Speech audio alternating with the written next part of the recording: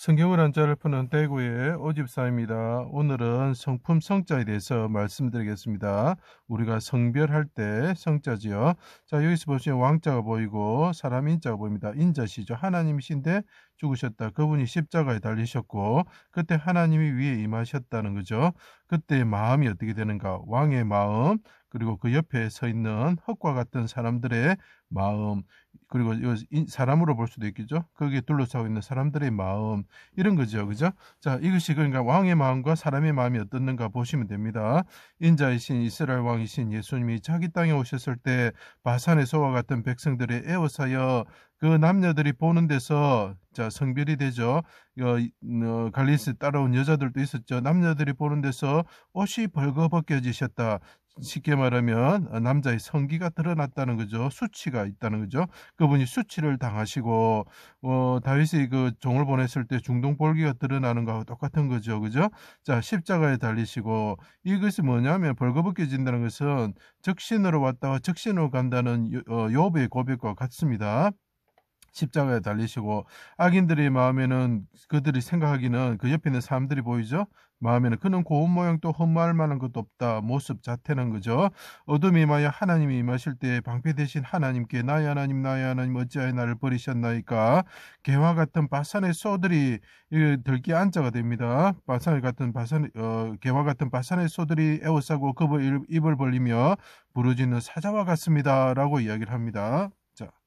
그들은 중심에 악을 행하며 땅에서 손으로 포악을 행하며 못해서 날 때부터, 자, 이 사람들이 있는데 이 사람들은 날 때부터 그들의 마음이 뭐라고요? 악하다 이라는 거죠. 하나님과 멀어졌으며 거짓을 말하며 기머거리 독사와 같다 이렇게 표현을 하죠. 악을 행하며 피 흘리기를 즐기며 생명을 해하려고 모여서 치며 입으로 악을 토하며 입술에 칼이 있다. 이 사람들은 날 때부터 그들의 마음이 악하다는 거, 포악하다는 거죠. 그래서 결국은 메시아신 왕을 십자가에 달고 인자를 죽였다는 거죠. 악인들의 성품, 타고난 천성, 성질, 사람들의 성질입니다. 우리가 결국은 그 노아의 홍수가 일어나는 것도 그들의 포악 때문에 사람을 죽이는 거죠. 사람을 죽이는 것은 마귀가 거짓말하는 자고 죽이는 자다 이렇게 표현을 하고 있죠. 마귀의 속성을 닮아가 태어난 거죠.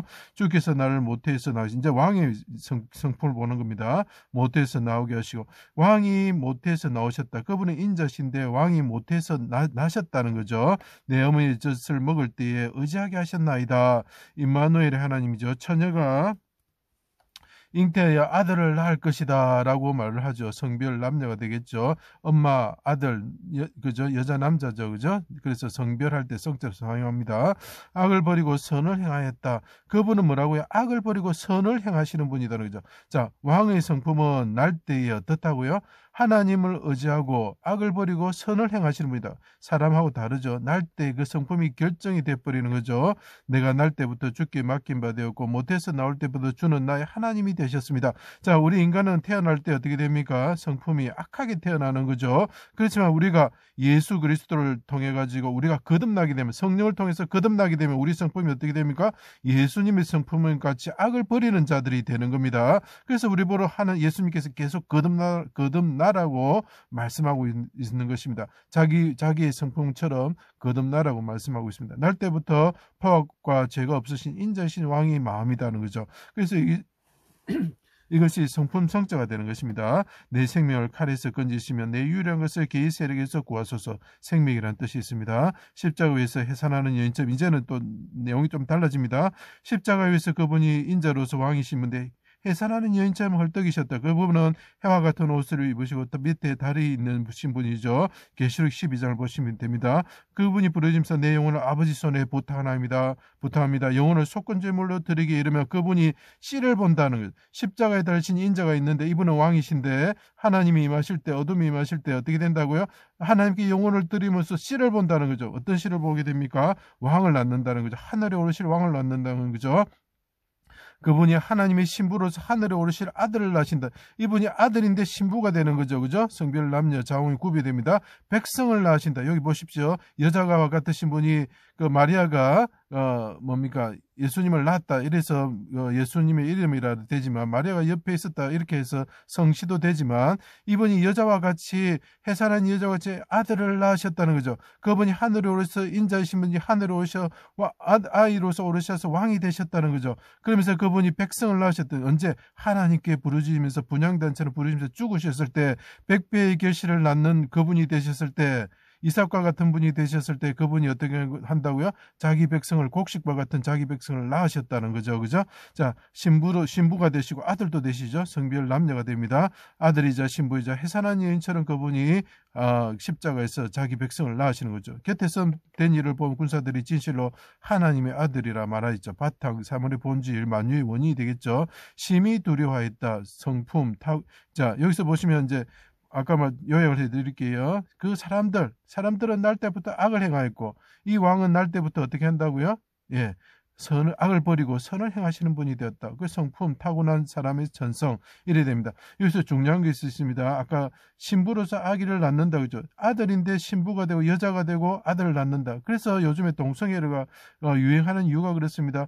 예수님을 흉내내기 위해서 그렇습니다. 예수님의 아들이면서 하나님의 아들이라고 그분이 하늘에 오르시는 그 부활하신 아들을 낳는 것을 흉내내고 모욕하고 조롱하기 위해서 그렇게 하는 것입니다. 그래서 그 얼마나 동성애가 악한지를 여러분이 아셔야 됩니다. 그것은 이 나라의 법은 그것이 악하다고 하지 않지만 하나님께서는 악하다고 그것을 선포하고 계시는 것입니다. 자, 메시아가 날 때, 왕 대신 메시아가 날 때의 마음을 생각해 보십시오.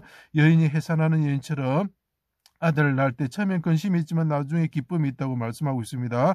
그리고 아들을 낳을 것이다 할 때 그 요셉과 마리아가 두려움이 있었고, 그 다음에 목자들이 두려움이 있었죠. 그리고 그분이 아들을 낳았을 때 좋은 일이 일어나고 하늘에는 기쁨이 있다고 이야기를 하고 있습니다. 그리고 그 아들이 낳을 때 그 마음이 악함과 선함도 있다 그랬죠. 그래서 마음의 원인, 이런 것들이 됩니다.